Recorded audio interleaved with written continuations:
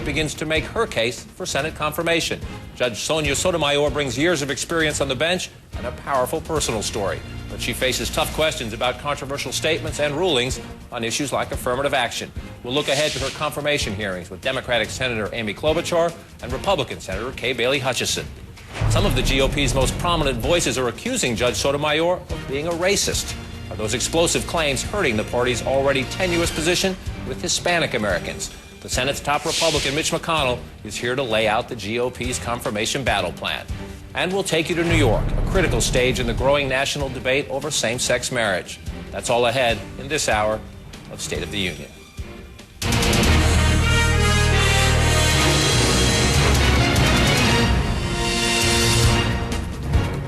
Beautiful shot of the United States Capitol. Look at that blue sky on a glorious Sunday morning here in Washington. In that building, a very big week ahead for Sonia Sotomayor. The appeals court judge President Obama calls an inspiring choice to join the Supreme Court, heads to Capitol Hill for her first meetings with the senators who must decide whether to confirm her. At the moment, odds are that Judge Sotomayor will become Justice Sotomayor and take her place as the first Hispanic and just the third woman to serve on the nation's highest court.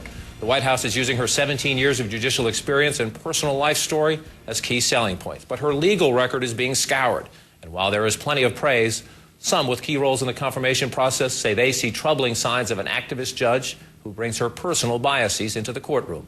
Joining us to look at the record and the road ahead is Republican Senator Kay Bailey Hutchison of Texas. She's in Dallas this morning. And Democratic Senator Amy Klobuchar of Minnesota is with us here in D.C. Senators, thank you both for being with us. Let me start with this. Senator Klobuchar, this will be your first vote on a Supreme Court nominee. You're relatively new to the Senate. Senator Hutchison, you have had 4 previous votes.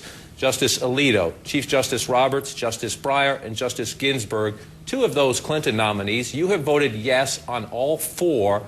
Justice Breyer was clearly left of center. Justice Ginsburg was clearly left of center. Do you believe Judge Sotomayor is more to the left of Breyer and Ginsburg, or will this be your 5th yes vote? Well, I haven't made a decision on how I will vote, and I think that her record will certainly determine where she stands in that spectrum. So I'm looking at the full record. As you know, I have voted against her when she went to the Court of Appeals. And I want to look now at the 11 years that have elapsed since then and give her a fair shot. I mean, that's what she deserves, and it's my responsibility. Well, let's look at some of what has happened in those 11 years. And one of the things that drew a lot of headlines, the first flashpoint, if you will, was a speech she gave back in 2001 out at Berkeley in California. And she said this: "I would hope that a wise Latina woman, with the richness of her experiences, would more often than not reach a better conclusion than a white male who hasn't lived that life." Senator Klobuchar, the President of the United States, several of his top aides on Friday spent some time backing away from that, saying if she had the chance to give that speech again, she would say it differently. The president wouldn't do that unless he saw her problem. What's wrong with that, with what she said? Well, you know, John, I really see this as very similar to what so many other nominees for the court has said. She is talking about And why would the president have to come out experience. and take it back? You'd have to talk to him about that, but I see this as part of her own experience. What she's basically saying, maybe she could have chosen different words, but what she's basically saying is, your experience matters. And she went on to say that you have to look at this as a whole, that she has to have her bring her experience to bear, but also the law to bear. You look at what Justice Alito said in his confirmation hearing when Senator Coburn asked him out. He said he knows that his relatives had been the subject of discrimination, and he takes that into account when he looks at cases. Very similar to some of the things she said. I think the basic thing on this nominee is this. This is a woman who not only knows the law, understands the Constitution, she also understands America. Coming from, in her own words, humble and challenging circumstances. Her dad dies when she's young. She goes on to become the valedictorian of her high school class. Her mom barely struggling to buy them Encyclopedia Britannicas. Goes on to be tops in her class at Princeton. Goes on to be a tough prosecutor as a former prosecutor. I admire her for that. I mean, I think her boss said she was fearless. And then she goes on to have more experience on the bench than anyone that's served on the Supreme Court in the last 100 years. All right, let's spend more time. Let's spend more time on the bench. But Senator Hutchison, I want to bring you in on that particular statement. Most of the people criticizing it are white men. I'm lucky to have 2 of the 17 women who serve in the United States Senate with me this morning. Do you find that statement about Latina woman experience, do you find it offensive, or does it make perfect sense to you as a woman? Well, it troubles me to hear someone say something like the Court of Civil Appeals is, or the Court of Appeals is where we make policy in this country. It does trouble me to say that one type of old person versus another one is going to make a different or better decision.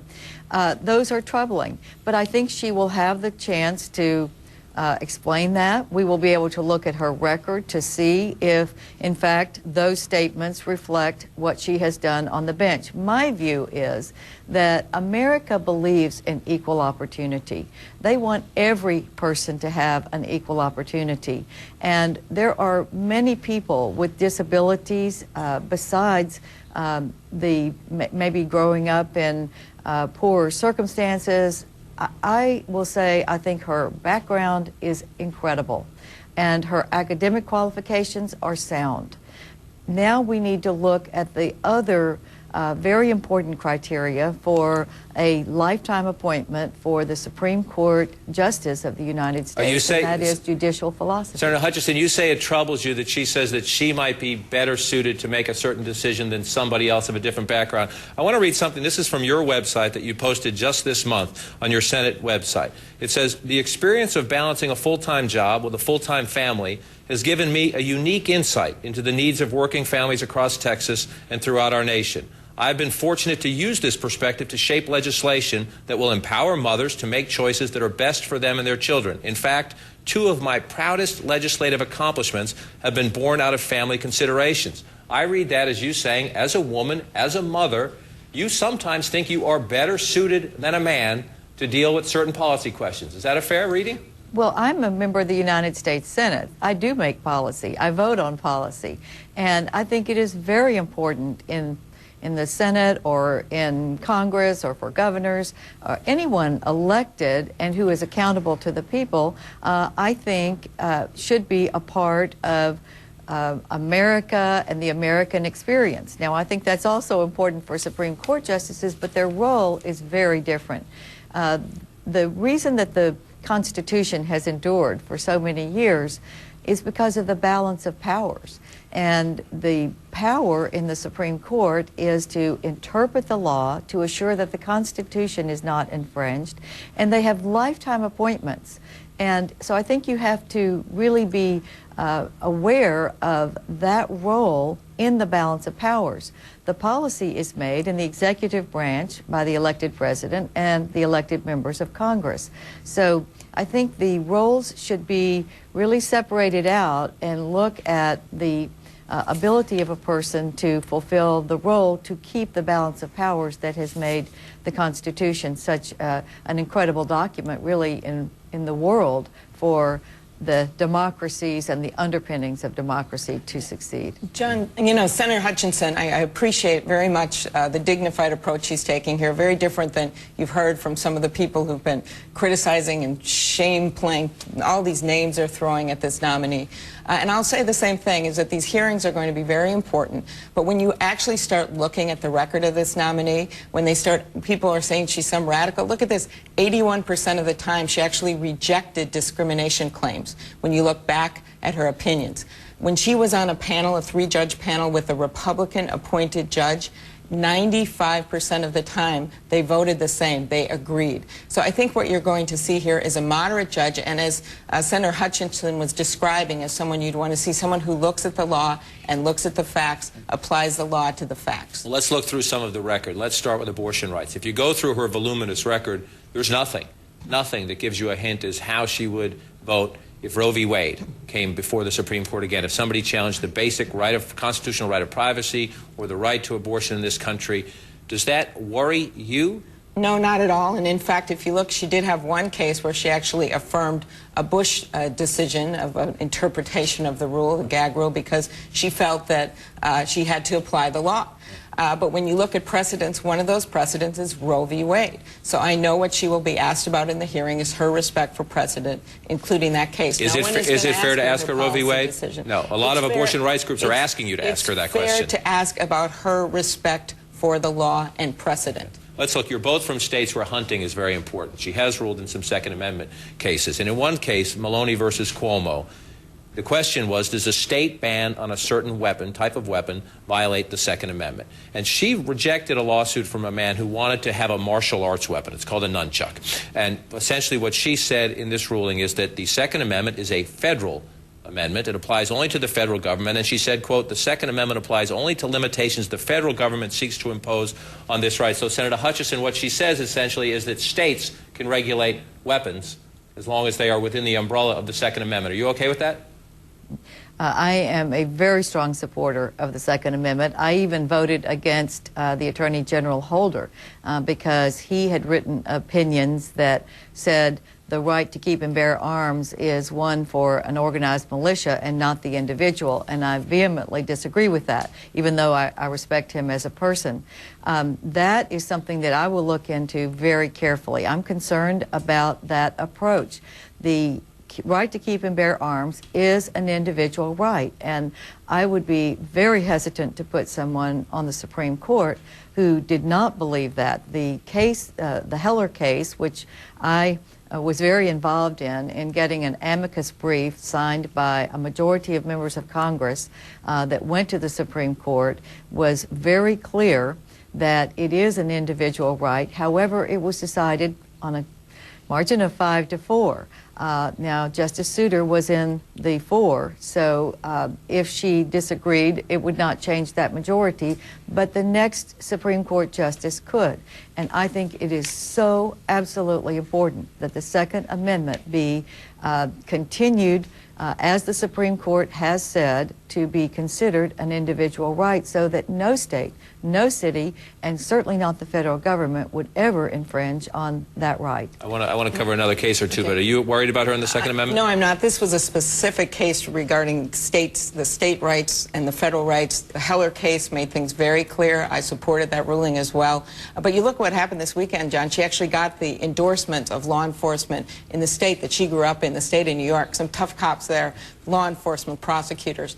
So I think you're going to see a woman who is a tough prosecutor, someone who wants to uphold the law, has sided with cops many times in decisions, and also to uphold the Second Amendment. We're going to run out of time, so I'm going to skip in other cases and ask you a little bit about the political debate that's about to come. And I'll start with you, Senator Hutchison.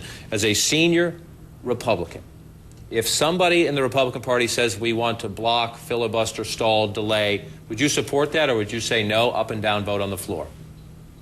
Well, I think we need to look at the record fully, and I think we ought to do that in an expeditious way. I don't think that the need for filibuster will be there unless we have not had a chance to look at the record fully. That's when a cloture vote comes into play. So I have voted for cloture sometimes, even when I voted against the nominee, if I felt that I knew enough about the nominee. So I think it will be determined in that way. Is the president his own worst enemy in some ways here, Senator Klobuchar, because Senator Barack Obama supported a filibuster against Justice Alito? He said he didn't want him on the court, and he supported a filibuster. Has he set a bar that if Senator Hutchison's party decided we don't like this nominee, they could invoke the Obama standard? Well, I don't think so, and as you know, in the end, that didn't happen in that case. It didn't happen, but he supported it. Well, I believe that in this case, when you listen to the Republicans on the Judiciary Committee, they want a good, thorough hearing. I think there's significant time to look at her record. I think she's going to pick up Republican support, and I don't think that this will be filibustered. Okay, we need to close. We're out of time. I want to give you each one sentence, though, on the future that comes ahead. Senator Hutchison, you want to be the next governor of Texas. Any doubt about that? Are you in that race? Well, I'm in the preparatory stages for that race. I've not made a formal announcement. That sounds like almost 100%. And when you were here last, Senator Klobuchar, you said this drama, Coleman, Franken, would be over by Memorial Day. There will be arguments at the Supreme Court tomorrow. Will this ever end? Very close. There's going to be a 1-hour argument tomorrow, John. And I will tell you, it's not going to be an instant verdict. We won't have a Susan Boyle moment here.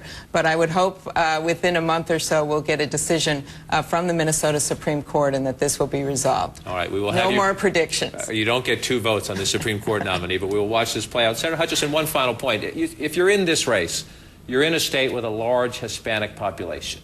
Do you worry that the tone of this debate in the first week has hurt your party with Latino voters. Barack Obama won 2 out of every 3 Latino votes in the presidential election. The future of the Republican Party depends on making inroads again with this community that used to at least be fairly split. Are you worried about the tone in the first few days as you prepare to run statewide in your state again? Oh, I definitely think we need to have the respectful tone, and we need to look at the record. We need to be we need to have the responsibilities that have been put on us by the Constitution taken very seriously. And I think that having a solid, respectful tone, arguing the facts, not trying to label someone, I think is important. And I think going forward, that's what you will see from the senators who are involved in this process. Senator Kay Bailey Hutchison of Texas, Republican. She's in Texas this morning. Amy Klobuchar, Democrat of Minnesota. Thank you both for joining us. John.